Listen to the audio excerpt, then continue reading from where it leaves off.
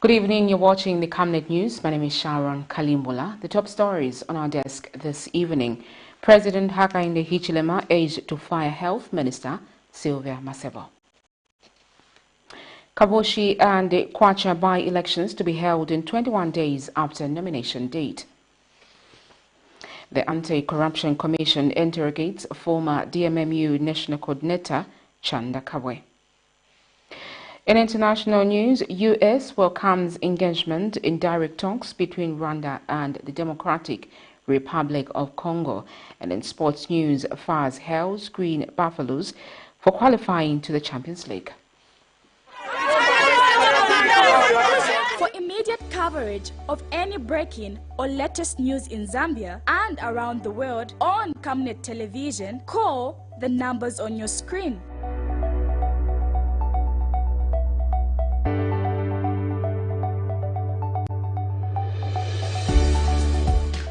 Television, bringing to your screens fair news, impartial news, credible and reliable news all the time. Get the whole truth on Camnet World News.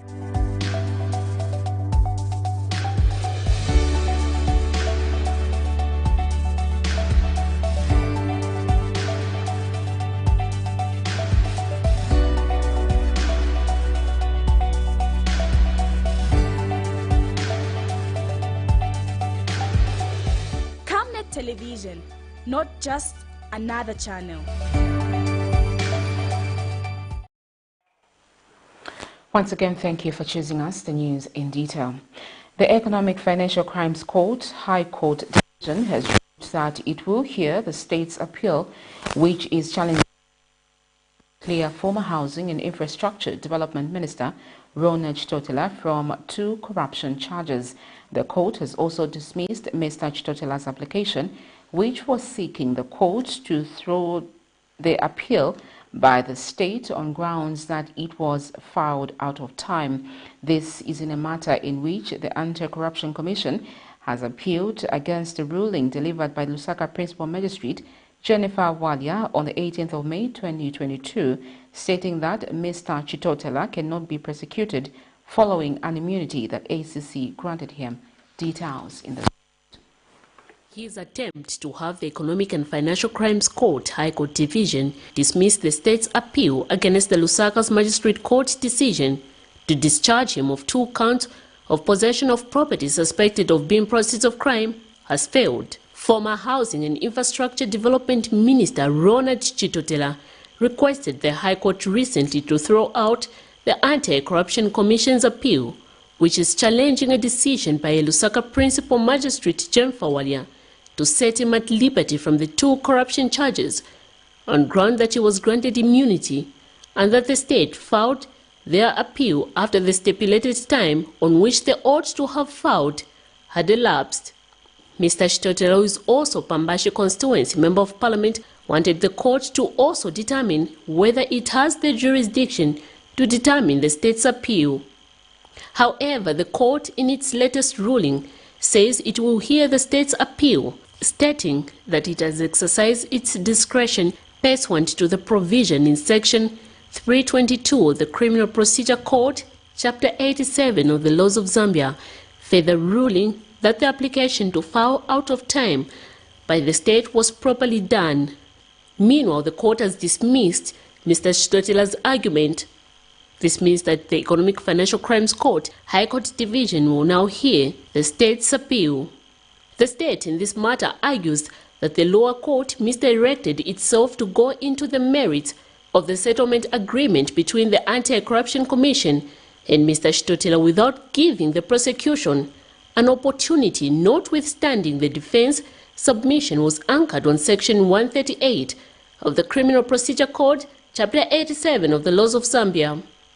On the 18th of May 2022, Magistrate Walia cleared Mr. Chitotela from 2 corruption charges, which was alleged that he was in possession of property valued at 380,000 kwacha, suspected of being proceeds of crime, on ground that he was granted immunity by the Anti-Corruption Commission, which stopped him from being prosecuted, as doing so, when it was enforced, would be subjecting him to double punishment.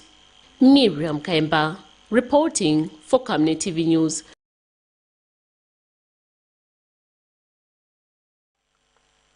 Still in court, a state witness has told the Lusaka Magistrate Court that he was shocked after being informed that his personal details were used to allegedly buy an infamous 51 buildings, despite testifying in a matter where a Lusaka-based couple is accused of owning 51 houses valued at 37 million kwacha, believed to be proceeds of crime. Mr. Charlie Chitali narrated Thursday morning before Magistrate Fides Hamaundo how the accused fraudulently used his personal details to allege that the buildings belonged to him.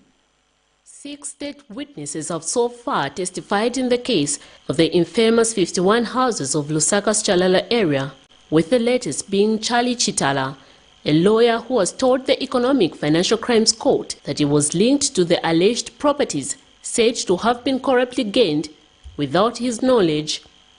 Giving his testimony to the little details he might know in relation to the case, Mr. Chitala explains that in 2016, he was introduced to the first accused person, Charles Loyana, through a friend, and he was told that the accused person wanted to apply for a plot. He testified that he was informed that the first accused person needed to make the said application through a third party, as he had already made similar applications. According to his further testimony, Mr. Chitala explained that based on his long-standing friendship with the one Mr. Sinkala, who introduced him to the first accused person, Charles Loyana, and indeed his friend having vowed of the accused's credibility, he signed 2 or 3 blank applications forms, subsequently gave out a copy of his NRC to the accused person, testifying in a case in which Charles Loyana, a senior accountant at the Ministry of Finance, is jointly charged together with his wife Susan Loyana, also an accountant, with allegation of concealing property and being in possession of property suspected of being proceeds of crime amounting to 37 million kwacha. Mr. Chitala told Magistrate Fides Hamaundo Thursday morning that he was shocked to learn in 2018 through an advert by ACC suggesting that a number of properties were going to be forfeited to the state which he had no knowledge about and was addressed to himself and the accused person. He testified that to his surprise, he was left in disbelief that a named law firm, Mambwesiwila Advocate, wrote to the Anti-Corruption Commission claiming that they were acting on his behalf and that he had instructed them to claim a number of itemized property situated in Chalala Lusaka area that the SEC had seized. The witness, however, denied before court ownership and being in possession of the said infamous 51 houses. In this matter, the Lusaka couple are accused of being the owners of the infamous 51 houses that made headlines in 2019. Calm and collected while trying to respond to every question that was put across him by the defense team, the state witness said he had never reported to any police station that his details were fraudulently used to allege that he was the owner of the alleged 51 houses. Trial continues in this case. Miriam Kaimba reporting for Camnet TV News. The Anti-Corruption Commission has recorded an ordinary statement from the former Disaster Management and Mitigation Unit National Coordinator CHANDA KABWE. Lawyer Sakweva Sikota has told journalists after more than 3 hours of interrogations that is not clear what the commission is looking for from his client because they were only asking general questions. Mr. Sikota said the ACC has indicated that his client will be called back should they need more information from him. He said the questioning centered on his client's life as a public officer and the properties he owned before and after leaving office.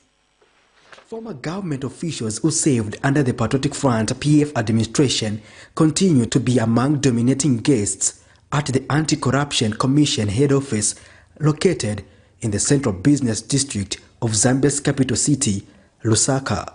But for the former Disaster Management and Mitigation Unit DMMU National Coordinator CHANDA KABWE, it is not his first time, given that the Anti-Corruption Commission has been on his case for a while. Mr. KABWE arrived around 09 hours for interrogations that lasted for about 3 hours. Post the August 12 general election, Mr. KABWE was implicated in suspected wrongdoing surrounding the procurement of face masks to respond to the COVID-19 pandemic. But when he previously appeared before the Parliament's Public Accounts Committee, he denied any misconduct, saying he only acted in public interest. Used to revise the plan. And that's why I said, Chairperson, if this committee thinks that we abused the authority to go and do, I've said I'm ready to pay the price. The committee can recommend that I'm arrested or prosecuted if they feel that I abused the authority in order for us to buy the masks. It's full stop. Thursday, 11th August 2022, shortly after the interrogation, Mr. KABWE's lawyer, Sakwiba Sikota, says there was nothing much during the interrogation as the commission only recorded an ordinary statement. He said the questioning centered on his client's life as a public officer and the properties he owned before and after leaving office. Not very clear what, if any, charges there are. There wasn't any warning caution, it was just a general statement being taken again. So we really don't know what issues they have with him, if any. So maybe they'll let us know, but there wasn't. It was just a normal statement, not a warning caution statement. Have you been given any date to come back and appear? No. There's been nothing. They said if they need us, they'll call us back. You said a statement was recorded from him. What statement is this?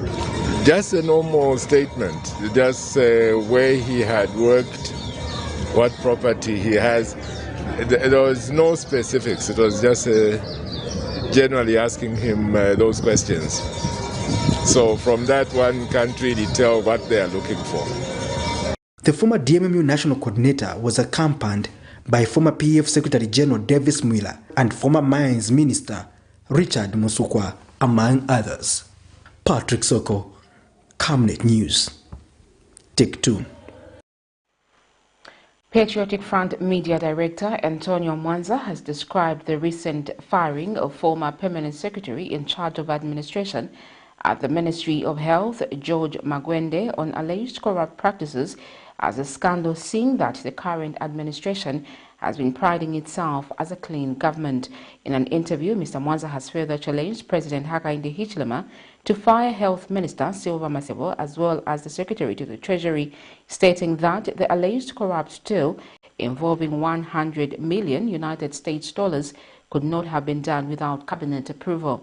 Meanwhile, in a separate interview, Transparency International Zambia Executive Director Maurice Nyambe has urged the Anti-Corruption Commission to change the trend of investigating officials only after they leave office, stating that Mr. Magwende was first fired before being investigated.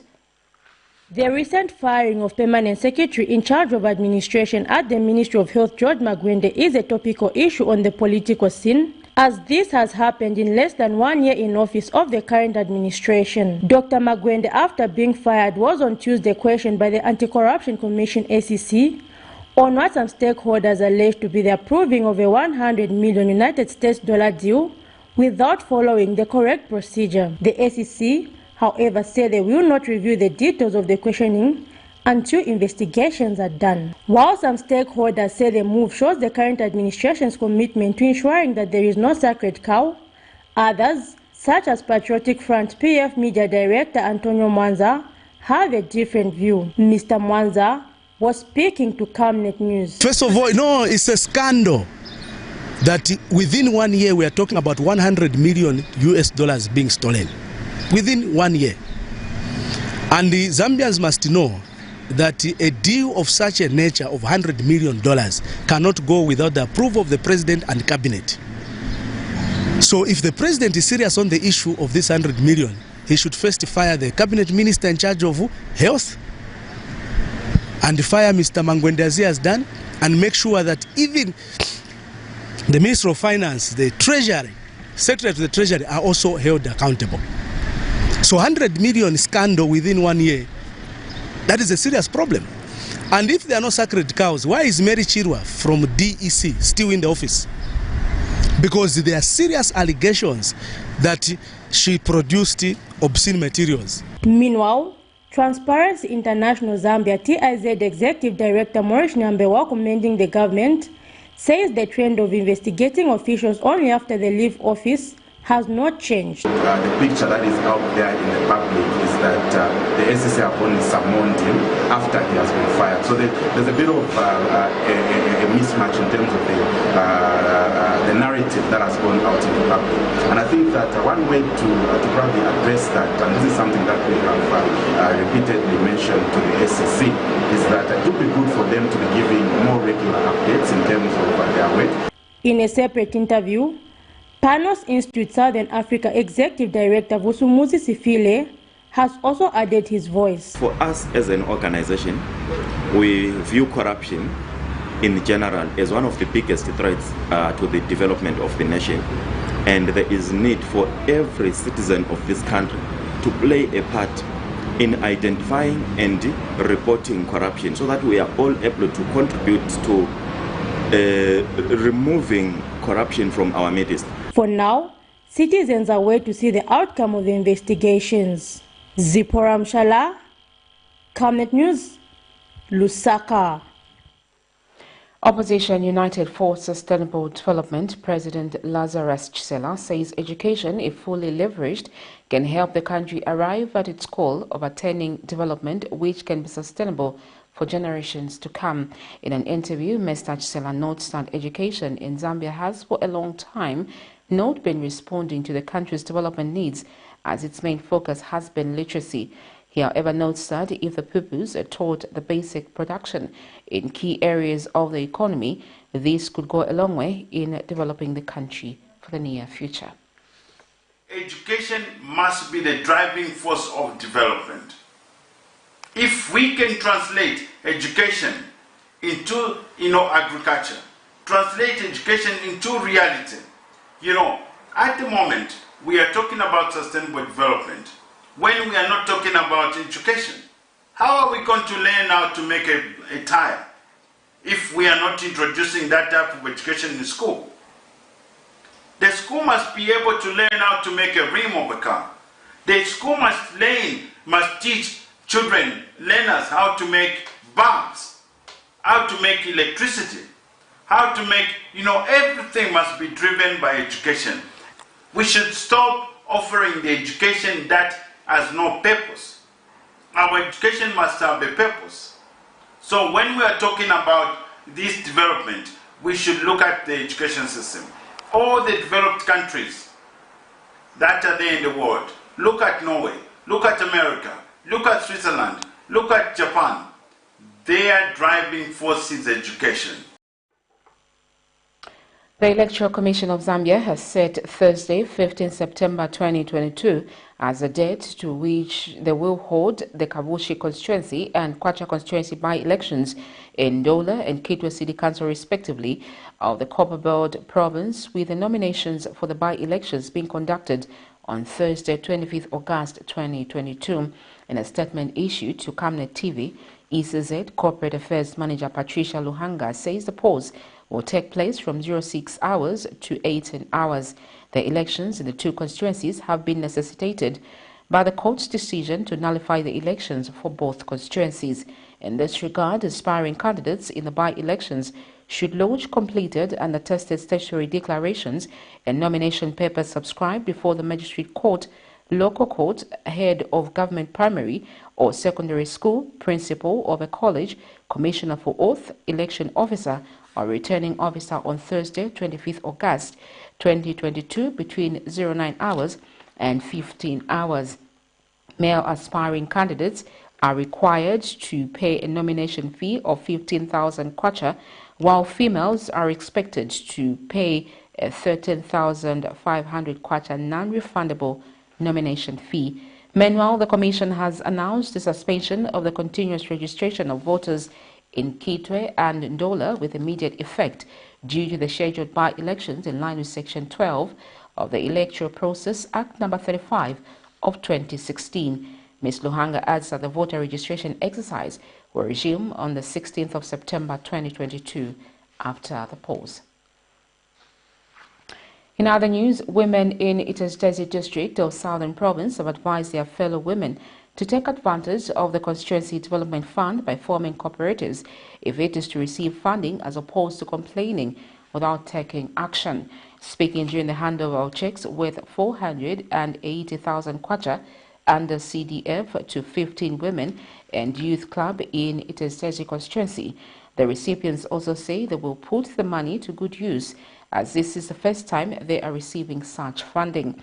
Meanwhile, Iteztezi Member of Parliament Mutinta Twambo says he will lobby support from various stakeholders to build financial management capacity to the beneficiaries.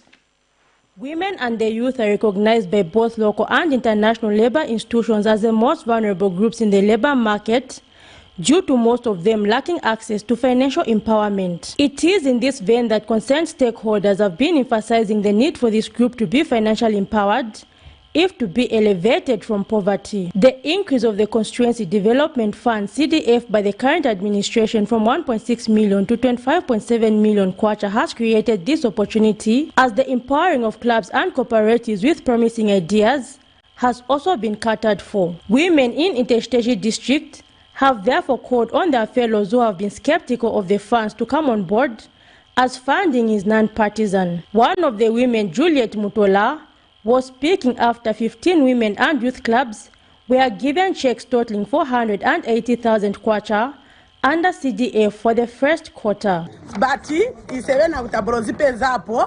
So tapempa kuli imwe mwasalira muzipezepo na imwe mukaendomvera kuti chitani chani makrab musamvere ulesi baya chiye chini bantu bazisungula kutandiza muntu ali onse anayesa chekufaka voti muri bevi.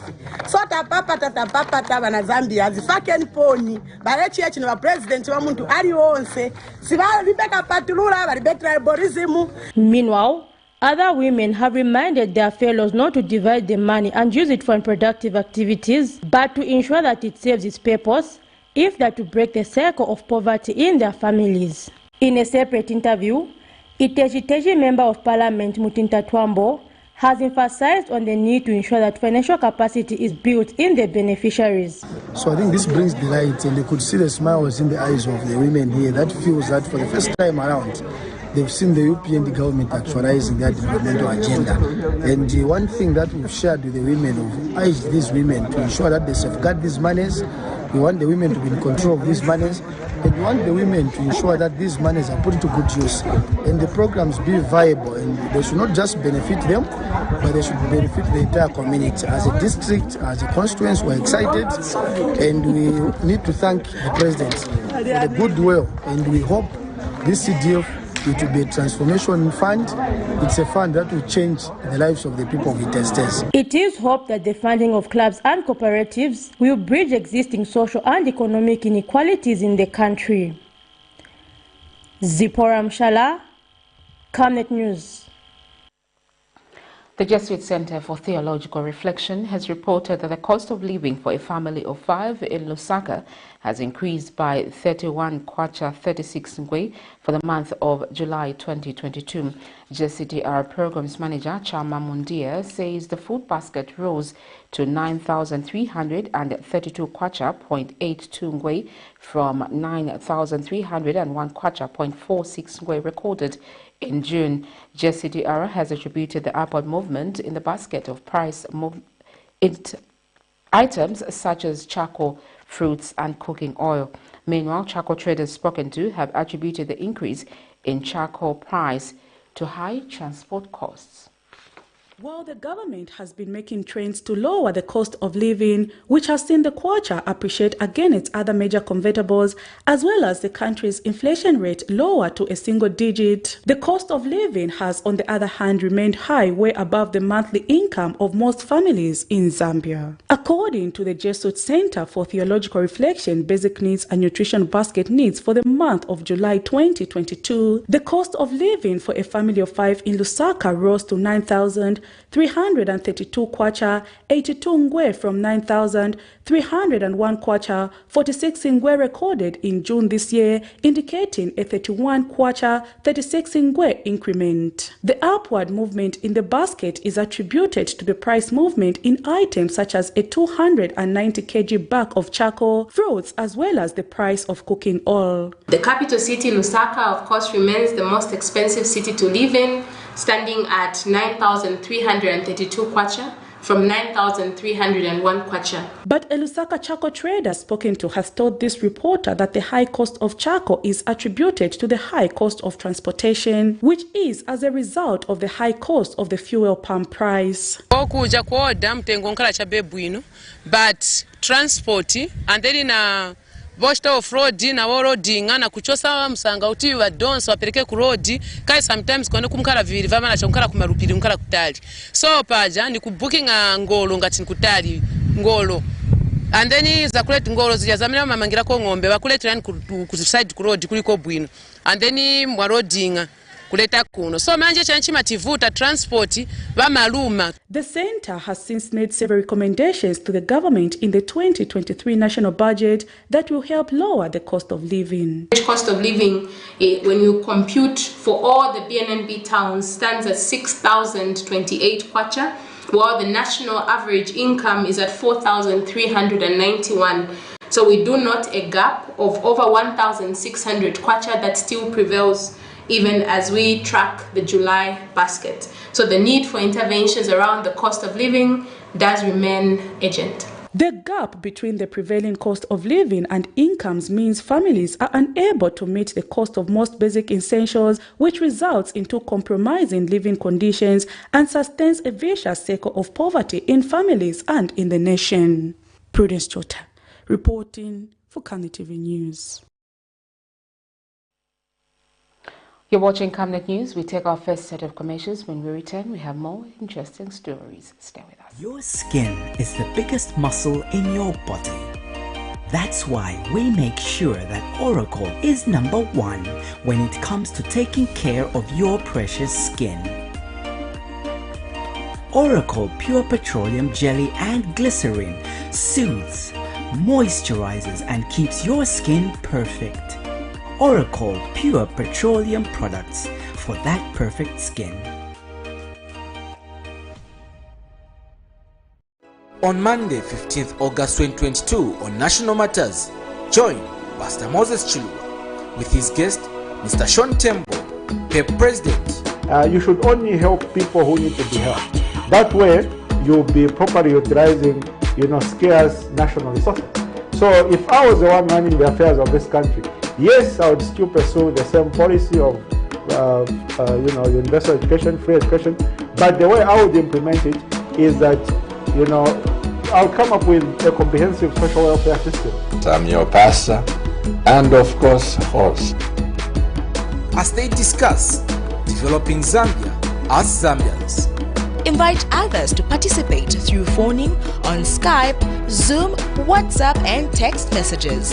On DSTV channel 274, GoTV channel 98, and Topstar channel 106. Make a date with us. Camnet TV, not just another channel.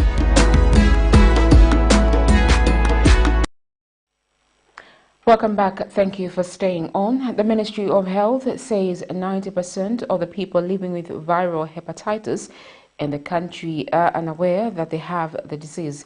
Speaking at the commemoration of the World Hepatitis Day in Lusaka Thursday, Ministry Permanent Secretary for Technical Services, Professor Lakson Kasonga, says the burden is higher among men aged between 15 and 59 years living with HIV, as well as among children. Meanwhile, University of Zambia Head of Internal Medicine Department, Dr. Edford Sinkala, has called for more resources to be channeled towards early detection and prevention of viral hepatitis. Details in this report.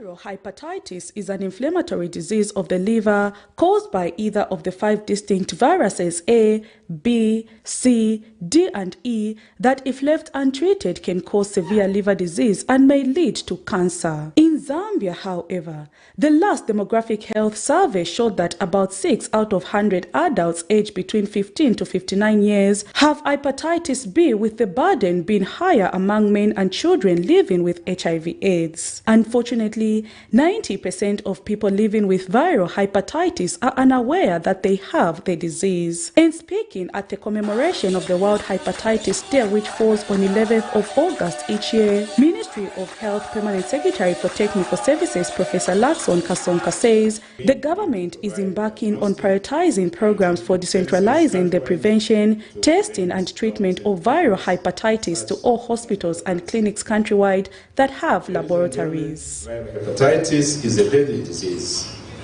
It is estimated that at least 1 person dies every second of a cause attributable to hepatitis at global level.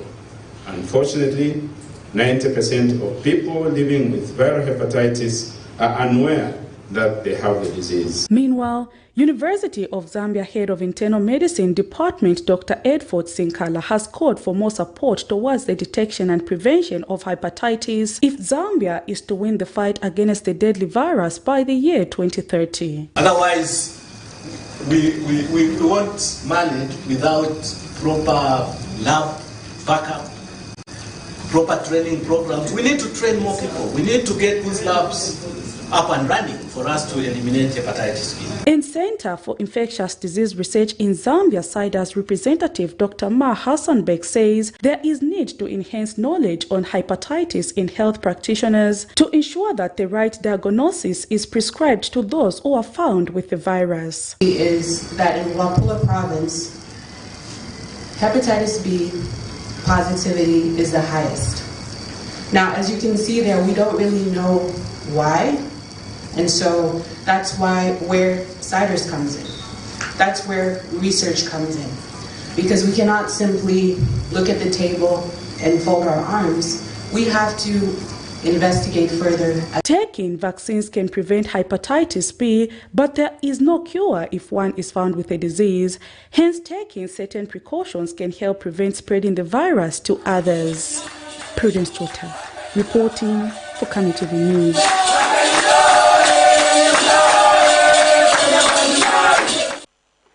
Government has revised nutritional guidelines to enhance delivery of social protection to most vulnerable households. Community Development and Social Services Minister Doreen Mwamba says the revision of the guidelines will enhance coordination of nutrition service delivery across the country. Ms. Mwamba said this in Lusaka Thursday when she launched the Ministerial Communication and Advocacy Strategy, the Nutrition-Sensitive Social Protection and Single Window Implementation Guidelines. Meanwhile, Swedish Embassy Deputy Head of Mission Representative Suzanne Hughes has commended the government for increasing beneficiaries of the social cash transfer. Many times, the media has not had the correct information to report on, and this has led to misinformation and miscommunication, which should easily have been averted. There is therefore need to enhance different types of communication tools to give the right information about what government and its partners are doing. It is my expectation that the development of a comprehensive communication strategy will improve the quality of information being disseminated to the public. However, social protection is not just about cash transfers. As we have heard, the program has shown that it can be a strategic vehicle to reach the most vulnerable with life-changing services, such as education and health. And the nutrition-sensitive guidelines launched today exemplifies the multi-sectoral reach of social protection.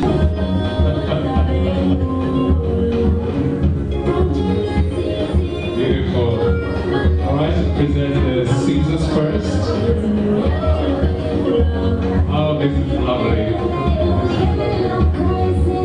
few guests of honor.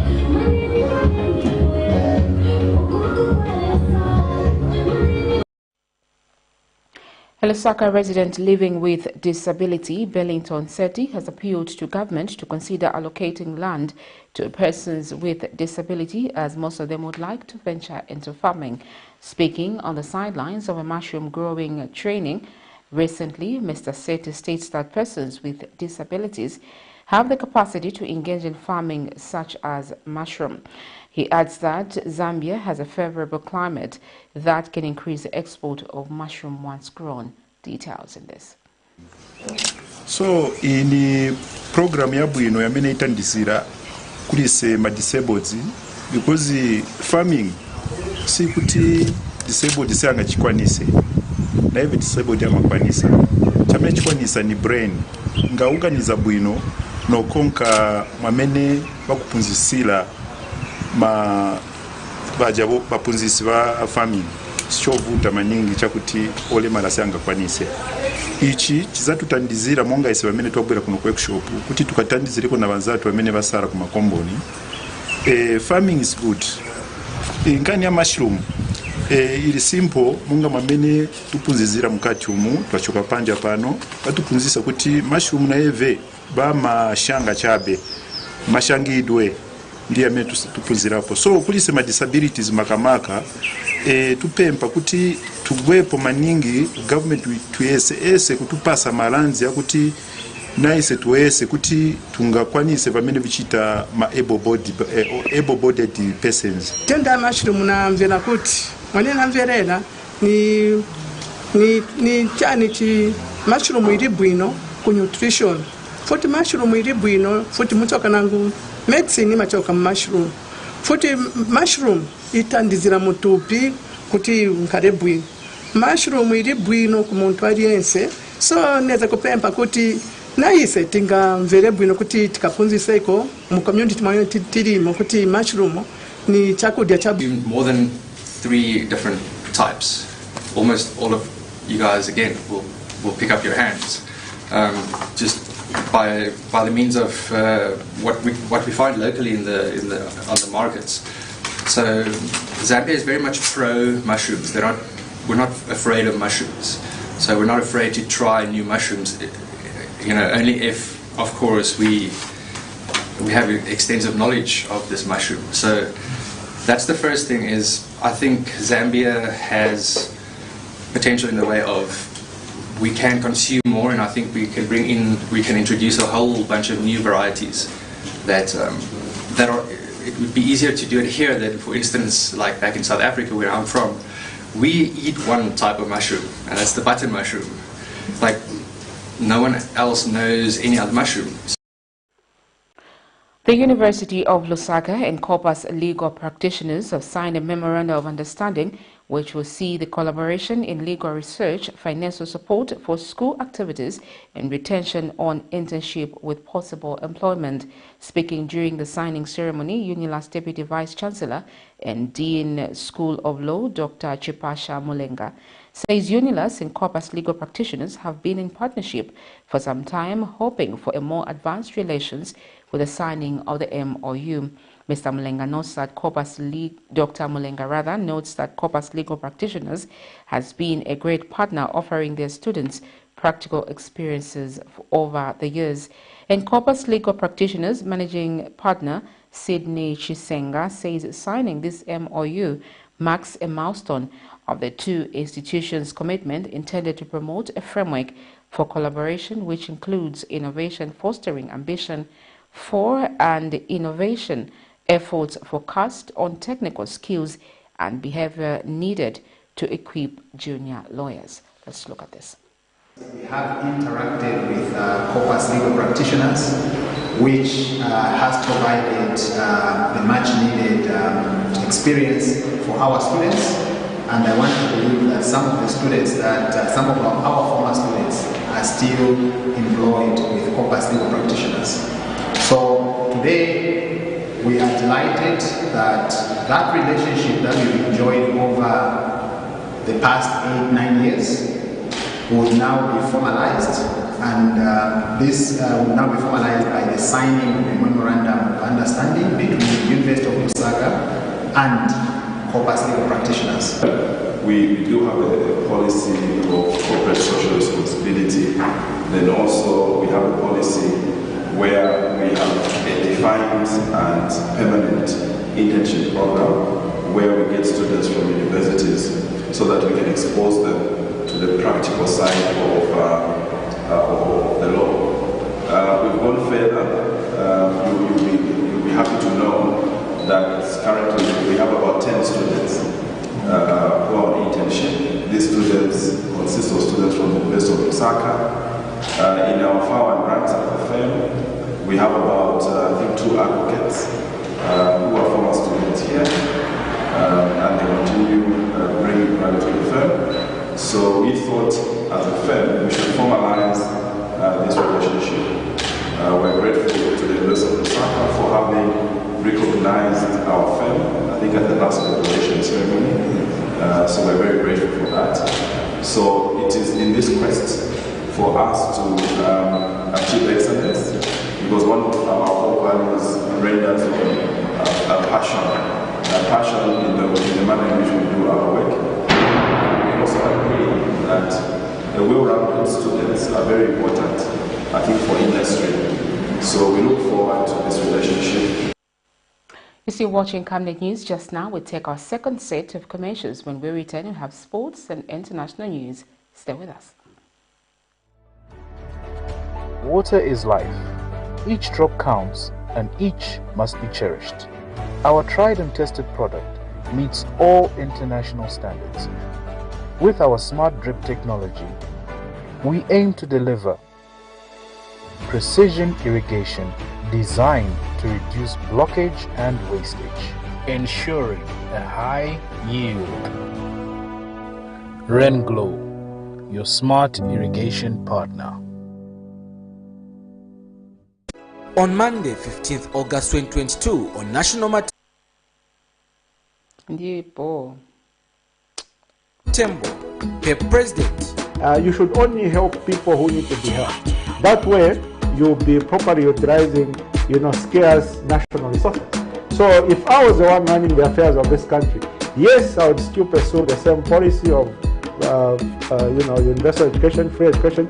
But the way I would implement it is that, I'll come up with a comprehensive social welfare system. I'm your pastor and, of course, host.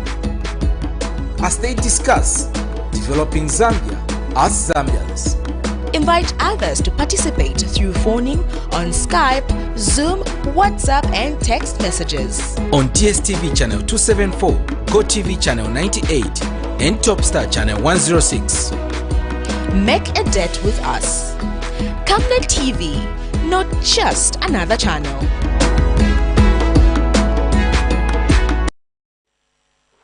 Welcome back. Thank you for staying on. In international news, U.S. Secretary of State Antony Blinken welcomed the engagement in direct talks between Rwanda and the Democratic Republic of Congo with a view to end the tensions between the two countries. Blinken met with Rwanda President Paul Kagame on Thursday to discuss efforts to end tensions between Rwanda and Congo. Both countries face allegations of supporting rebel groups opposed to each other. In other news, the Democratic Republic of Congo, at least 800 inmates have escaped during an attack on a jail. Let's look at these international stories. U.S. Secretary of State Antony Blinken met with Rwandan President Paul Kagame on Thursday to discuss efforts to end tensions between Rwanda and Congo. Both countries face allegations of supporting rebel groups opposed to each other. On Wednesday, Blinken met with Congolese President Felix Tshisekedi. Coming out of the discussions, both presidents have agreed to engage in direct talks with each other. They're both ready to resume the talks in the context of the Nairobi process with armed groups, and both welcome the continued U.S. engagement in support of African-led mediation efforts. Rwandan Foreign Minister Vincent Biruta denounced the close collaboration between armed rebel group FDLR and the Congolese armed forces. The presence of the FDLR and the close collaboration with the army of the DRC has always been the most significant cause of insecurity. And this enables the FDLR to conduct terrorist operations on Rwandan territory, something government of Rwanda cannot accept. And Rwanda will always reserve the right to take necessary measures to protect its integrity, its territorial integrity, its sovereignty, and to ensure the security of its people. Rwanda was the last stop in the U.S. Secretary of State's African tour that also included South Africa and the DRC. Rescuers were continuing to find survivors and bodies on Wednesday after a building collapsed in Nairobi. The four-story structure came down earlier in the afternoon in the Kenyan capital. Red Cross Society's head of disaster management said the number of people that had been trapped in the rubble was unknown. Yes, it's not immediately possible to establish how many could have been in the house at the time. We're still trying to make that inquiry so that then we can be sure. As you know, during this period where voting has been going on, a number of families traveled. We are not sure who was now back or not come back. So it's still early to be able to put that figure together. We had the building collapsing, and we rushed outside only to find that the house had collapsed. We tried to scream, and the people gathered here to rescue a woman who was in a critical condition. 2 dead bodies have been retrieved from the rubble. There are people still trapped. There is a man crying. Early on Wednesday morning, prisoners in this jail were startled by the sound of heavy gunfire and snapping metal. Bullets rung out whilst we were fast asleep. Suddenly we woke up. The assailants had a chainsaw with which they tore off the padlocks. Members of an armed Ugandan group known as Allied Democratic Forces, or ADF, fighting their way into this prison to free hundreds of inmates. Inside we were about 900 detainees, but about 30 of us remain. ADF has pledged allegiance to ISIL and has been blamed for thousands of deaths in eastern Congo and neighboring Uganda. Many of their members have been arrested, kept in this jail. They came from their main headquarters in the forest to conduct the attack, with the objective of recruiting by force new members, and to release some of their own people arrested in this jail. But not everyone wanted to be freed, unwilling to live a life on the run. I did not flee because I did not want to take advantage and flee in disorder. I'm waiting for the liberation that God will send me. My hope is that one day I will leave here legally with all my documents. The army have started their search for the escapees, combing through a vast, mountainous country in a region that has seen decades of fighting. That's it for international news. We go straight into sports news.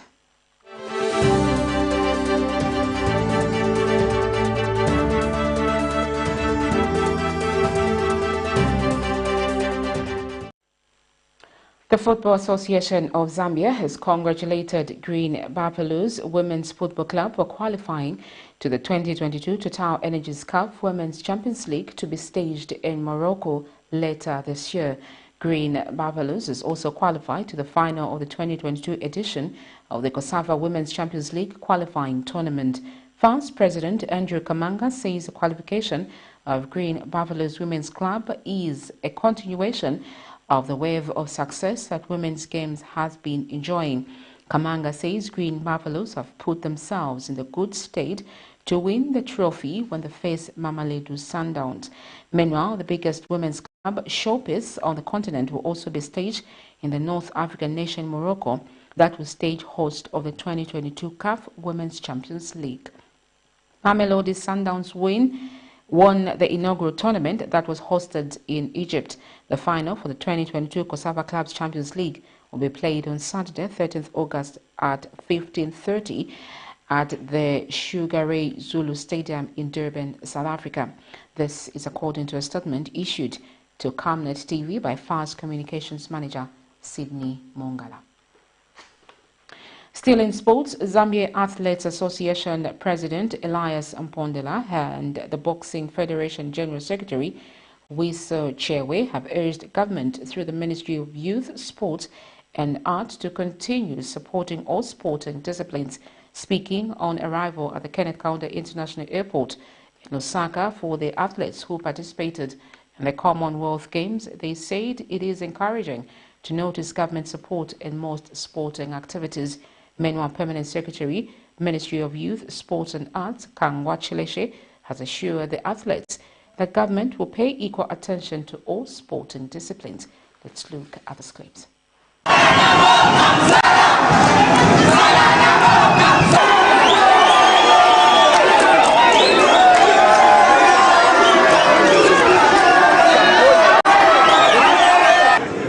That has taken me so long, and yet it's a story hidden from many of you. And yet in the background, we've been busy trying to invest. And those of you who have been supporting us from the intercompany, the corporates, I would like to thank you. Little do people know that we camped this young man and others for over 3 months, and they're hiding him from all over. I think the nation doesn't know him, but in the family of athletics, we know him. In Mauritius, in the presence of the Director of Sports, our PS and the Minister, he won the championship. He's the African champion of 400 meters, African champion. My friend, you were there, the PS was there. Let me thank the people who have welcomed our champion. That is Muzala, the job well done, my dear. On behalf of Zambia Boxing Federation, I would like to thank the government of Zambia through our PSA, Mr. Chileshe. We would like to say thank you so much that what you have done for us is a big achievement that we have done through you. Not actually that we did it on ourselves, but because you are there for us. And I would like to say that boxing is also coming up, the Permanent Secretary, sir. Of course, the medalist today, Zaland team. It feels good to be back home. And on behalf of the Olympic Movement and Commonwealth Games Association of Zambia, I am amazed when I think about how time fast moves. It feels like yesterday when we were bidding farewell to the team, and here we are again, welcoming them back home. It is therefore my singular honor to stand before you all as we welcome back the team and our champions. As you all know that our athletes and technical officials have been away for a month. It's live now on your soil. So to appreciate you, we will just lift you there and draw you there to give you a national anthem. Well, congratulations to everybody who took part in the Commonwealth game and putting the map there on the flag. We look at the top stories as we wind up this evening's news. President HAKAINDE HICHILEMA urged to fire Health Minister SYLVIA MASEBO. KABUSHI and KWACHA by-elections to be held in 21 days after nomination date. The Anti-Corruption Commission interrogates former DMMU National Coordinator CHANDA KABWE. And in international news, U.S. welcomes engagement in direct talks between Rwanda and the Democratic Republic of Congo. In sports news, FAS hails Green Buffaloes for qualifying to the Champions League. We look at the Camnet verse of the day, and it's coming from Psalms 119, verse 14, and it reads, I rejoice in following their statutes as one rejoices in great riches. Thank you so much for choosing Camnet TV. My name is Sharon Kalimbola. Good night.